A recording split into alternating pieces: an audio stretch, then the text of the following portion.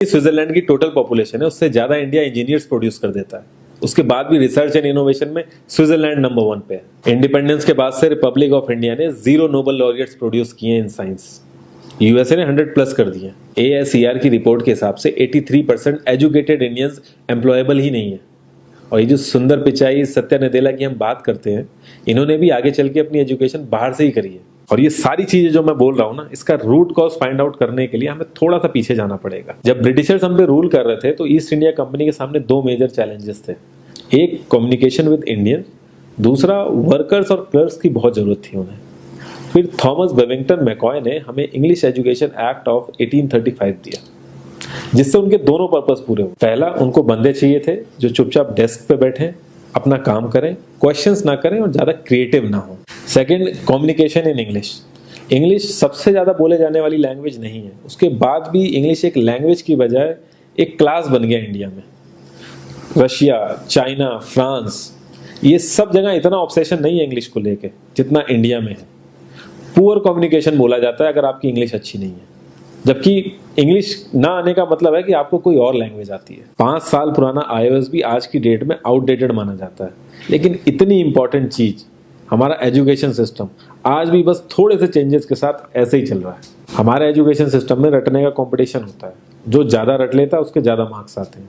अब 95% जिसके संस्कृत में आए हैं वो भी संस्कृत नहीं बोल पा रहा है। और बेसिक हिस्ट्री होने की बजाय इतनी मोटी मोटी किताबें हैं हिस्ट्री की जिसका कोई मतलब नहीं है। अगर आज की डेट में आपको कुछ भी पता करना, आप गूगल से पता कर लोगे। उसके लिए आपको याद करने की जरूरत नहीं है इतना कुछ। और ये गवर्नमेंट स्कूल में हर क्लास में इंग्लिश का सब्जेक्ट है।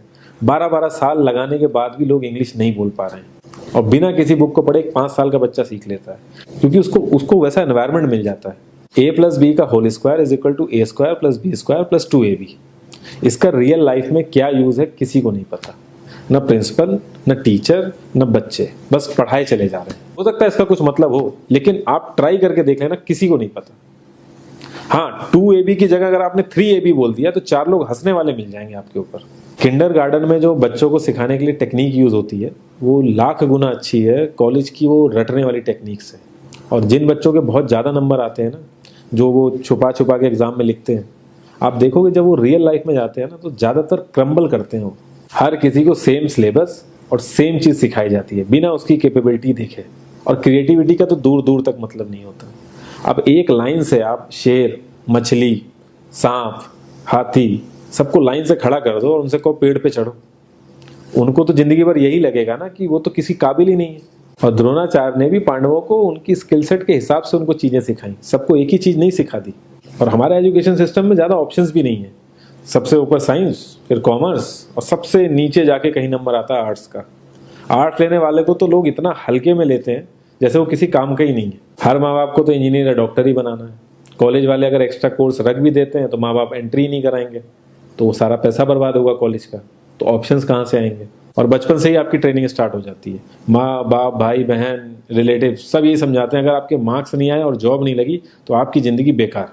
और लाइफ की क्रिएटिविटी को आप रखते हो साइड में, और ये अच्छे मार्क्स और अच्छी जॉब पाना आपका सपना बन जाता है। अब ये सपना पूरा हो जाता है तो बहुत बढ़िया है, दूसरे को जेलस फील कराओगे, नीचा फील कराओगे। और इस छोटी सी उम्र में अगर सपना टूट जाता है तो सेल्फ डाउट में आ जाओगे।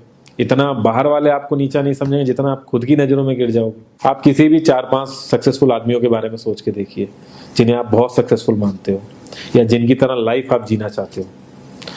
मैं ये कह सकता हूं कि वो इस एजुकेशन सिस्टम की वजह से तो सक्सेसफुल नहीं होंगे, चाहे वो जो भी हो। धीरू भाई अंबानी, विराट कोहली, आमिर खान, नरेंद्र मोदी, ये सब हमारे इस करंट एजुकेशन सिस्टम के ट्रैप में नहीं फंसे।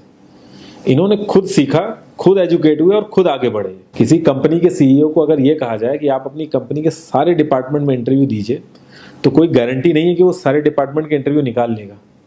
और ये भी हो सकता है कि वो आधे से ज्यादा डिपार्टमेंट के लिए क्वालिफाई ना करे एजुकेशन वाइज, लेकिन वो पूरी कंपनी चला सकता है। तो ये जो एक स्किल है, इसके बारे में बात क्यों नहीं होती? लोग अपनी 25% से ज्यादा जिंदगी इस करंट एजुकेशन सिस्टम में लगा देते हैं ताकि अपने से कम पढ़े लिखे आदमी की कंपनी में जाके उसके सपने पूरे कर सकें। इंडिया का जो करंट एजुकेशन सिस्टम है, अगर वो इतना ही अच्छा है तो जो भी सेलिब्रिटीज हैं, पॉलिटिशियंस हैं, वो अपने बच्चों को बाहर क्यों भेज रहे हैं पढ़ने के लिए? इनफैक्ट पॉलिटिशियंस के साथ तो ऐसा करना चाहिए, जिस एरिया से वो जीते हो उसी एरिया के गवर्नमेंट कॉलेज में उनके बच्चों को पढ़ना कंपलसरी हो जाए, तभी वहां के गवर्नमेंट कॉलेज सुधर सकते हैं। 368 प्यून की जॉब के लिए 1.5 लाख ग्रेजुएट और 24,968 पोस्ट ग्रेजुएट ने अप्लाई किया।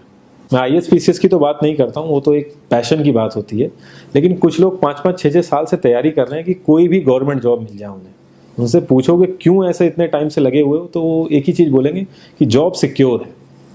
मतलब आप काम नहीं भी करोगे तो आपको निकाला नहीं जाएगा।